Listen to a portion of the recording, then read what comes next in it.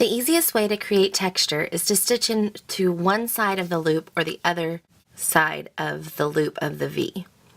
We're going to start with stitching into the back loop. Stitching into the back loop means you simply stitch under the back loop of the V instead of both of the loops like we have been doing. Stitching into the back loop makes the front loop back up here kind of pop out a little, and then it makes a little ridge between the rows. So let's kind of look at what this looks like. So I've done my turning chain for a double crochet, and in the back of this next stitch I'm going to do another double crochet, and this will be my,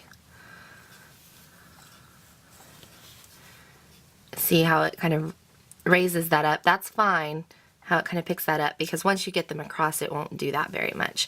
But see how the front loop is open? That's what you want. So I'm just going to do a few of these in the back loop so you can see what they look like.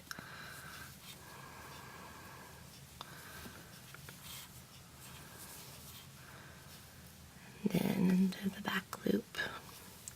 If you want to make a swatch like this, I did 3 rows of double crochet to begin with, and it's 10 stitches wide. But you could always do 1 row and then start doing in the back loop. I just needed to have something to hold to show you guys better. So this is what it looks like when you stitch into the back loop of every row. See how that little ridge forms right there? It's a little bit difficult to see on the camera. When you're stitching into the back loop, when you get to the turning chain, you're just going to stitch into the back loop of the last V on the turning chain. So let's go to that section.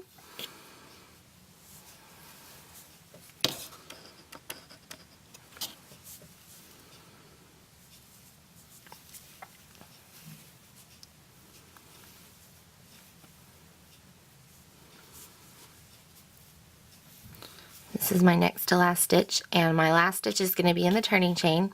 So I'm just going to look for the last V of the turning chain, 1, 2, 3, and we're just going to stitch into the back of the V of the turning chain.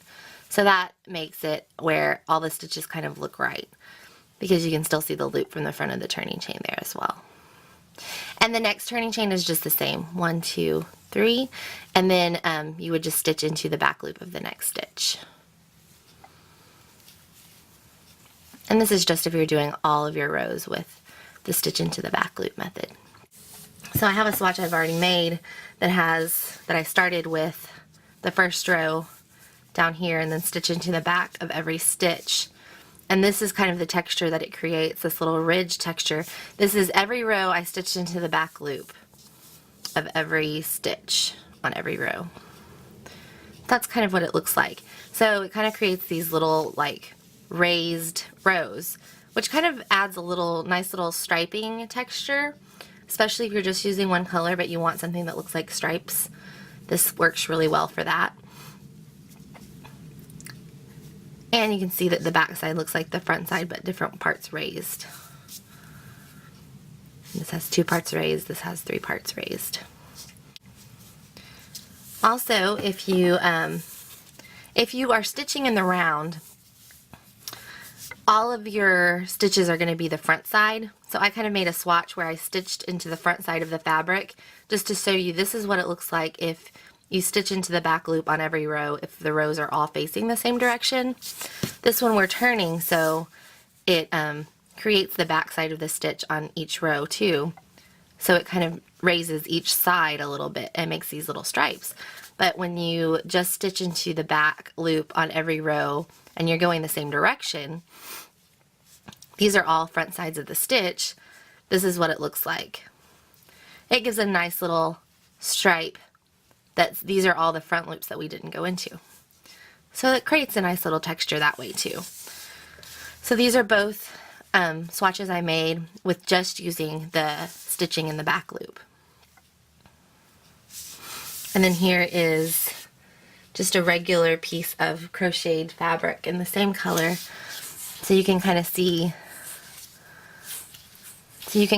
how all 3 kind of differ. Regular, stitched into the back loop of every stitch on every row and turning, And this is stitching into the back loop of every stitch on every row, but going in the same direction. So that's how you can tell them apart. And these are just a few options for this stitch.